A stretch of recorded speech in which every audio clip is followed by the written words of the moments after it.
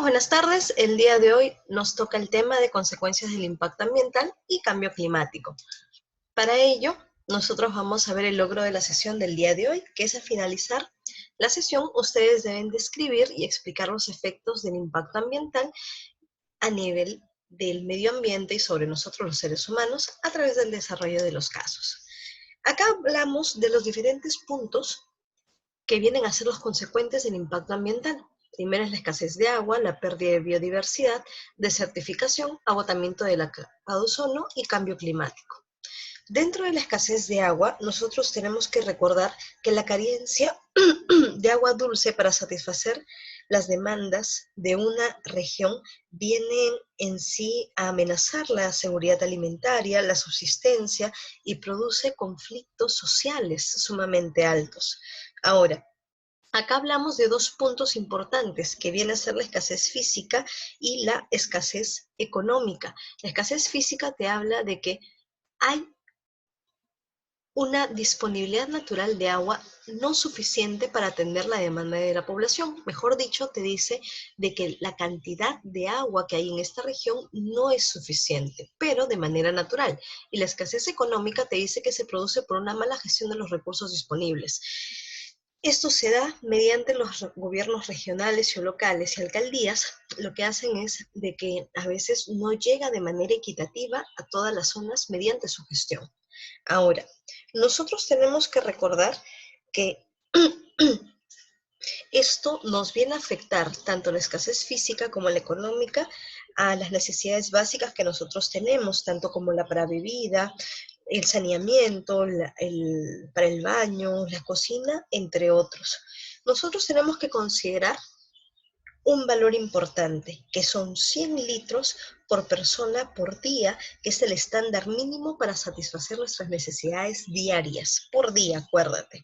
Ahora, a la par, nosotros venimos a tener diferentes puntos que se le viene a denominar estrés hídrico, escasez de agua y escasez absoluta. Nosotros acá recordamos que el estrés hídrico es cuando el suministro de agua viene a estar por debajo de los 1.700 metros cúbicos por persona. Ahora, acá vamos a recordar que esto es al año.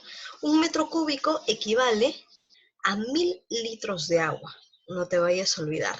Entonces, acá hablamos, perdón, claro, un metro cúbico equivale a 1.000 litros de agua, estamos bien. Ahora, hablamos acá también de escasez de agua cuando ese suministro anual cae por debajo de los 1.000 metros cúbicos de agua por persona al año. Y luego hablamos de la escasez absoluta, que por año vienes a tener menos de 500 metros cúbicos anuales por persona. Estos parámetros están manejados por el ANA y por la ONU. Ahora, cuando hablamos de pérdida de biodiversidad, hablamos de que muchos especímenes se han venido perdiendo gracias a nuestras actividades, incluso también por la falta quizás de prevención ante la utilización de recursos. Hay muchos animales y muchos organismos que vienen a estar en el borde de la extinción. Para suerte en nuestro país no hablamos de muchos, pero en otras partes del mundo sí. Y es un poco penoso, ya que esta biodiversidad cumple una función importante dentro de su medio.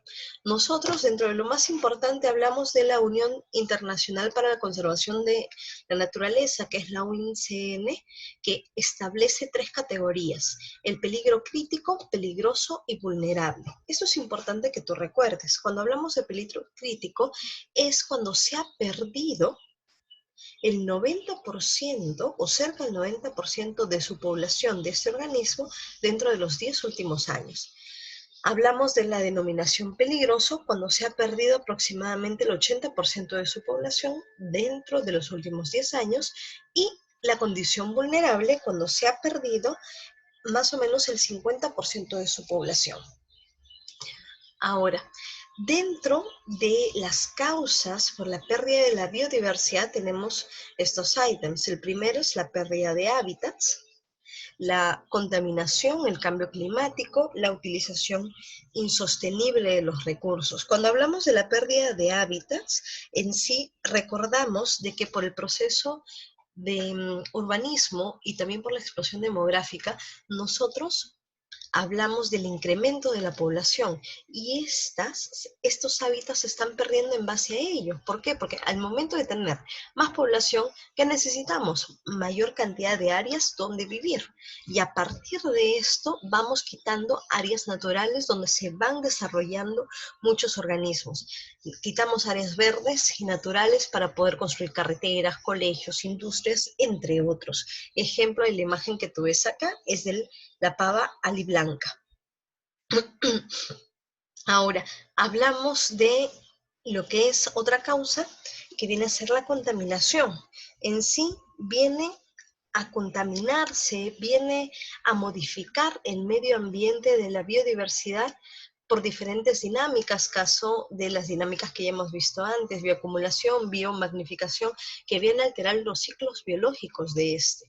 Cuando hablamos de el cambio climático, es un fenómeno provocado por el calentamiento global y a la par también producido por los gases del efecto invernadero, que está haciendo de que el ritmo y los ciclos biológicos se estén modificando. El cambio climático nos afecta a todos nosotros. En muchos casos, acá tú ves, antes que me olvide, la imagen de acá corresponde a la rana de Junín. Acá, por ejemplo, en el cambio climático estamos viendo los osos polares. Acá, por ejemplo, recordamos de que los osos polares viven en los polos y estos vienen a utilizar el agua o las masas de agua para poder cazar, para poderse desplazar también, que tienen muchas cualidades para el nado y para poder cazar y mantenerse con vida, pero también necesitan de áreas sólidas como el hielo, como los icebergs. ¿Para qué? Para que puedan subsistir. Pero por el cambio climático lo que estamos haciendo es quitar estas áreas donde vienen a derretirse, haciendo de que muchos animales como los osos polares se mueran.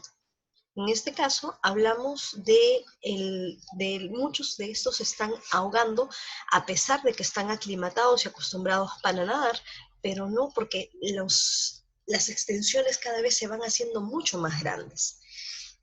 Ahora, también hablamos de una utilización insostenible de los recursos y de la biodiversidad se origina cuando la extracción y la captura destructiva de diferentes organismos se va dando de forma masiva. Hablamos de la sobreexplotación de muchos organismos. Otras causas vienen a ser las especies invasoras, cacería ilegal y deforestación. Cuando hablamos de especies invasoras es cuando un organismo ha sido introducido en uno que no viene a ser su medio natural para que pueda poblarse, para que pueda contribuir de alguna manera. Ahora, a veces estas se vienen a interponer ante los organismos que vienen a ser netamente locales. Acá, por ejemplo, tenemos una imagen de la trucha. Cuando hablamos de la cacería ilegal, hablamos de la caza e incluso de la matanza indiscriminada de muchos animales para poder hacer uso de estos o parte de ellos por un fin netamente lucrativo.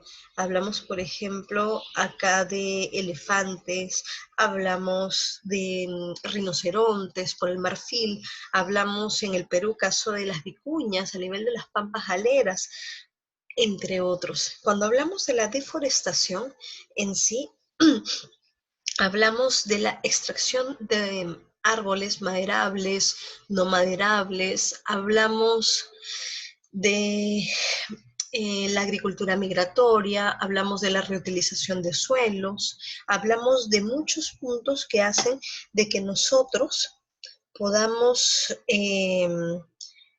extraer y o deforestar de manera redundante estas áreas con fines ganaderos, agrícolas y en muchos casos por fines lucrativos. Caso de estos, el aceite de palma.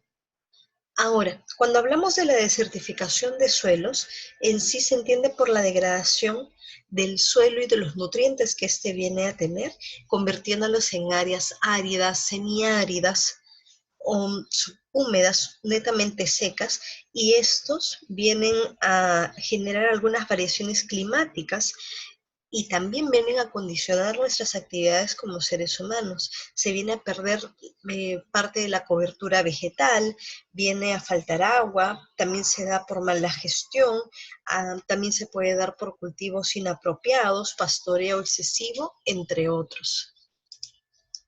Luego hablamos del agotamiento de la capa de ozono. Esto se da recordando primero de que la capa de ozono viene a ser en sí una gran cantidad de moléculas de oxígeno trimolecular, conocido como el gas ozono, que se encuentra en la estratosfera y esta nos viene a proteger.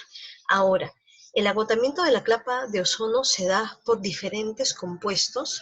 Acá, como tú ves, hablamos de los CFC, conocidos como los clorofluorocarbonados, y que son utilizados como sprays, son utilizados como materiales de refrigeración, aire acondicionado, entre otros, que estos al momento de generar este compuesto de cloro, lo que hace es disociar la capa de ozono, hace que se separe y por este medio comienza a ingresar la radiación de forma mucho más rápida. La capa de ozono nos sirve para poder filtrar cierta cantidad de radiación, rayos X, rayos ultravioleta, rayos infrarrojos, rayos gamma, que estos, sobre todo la radiación ultravioleta, es la que nos hace mayor daño.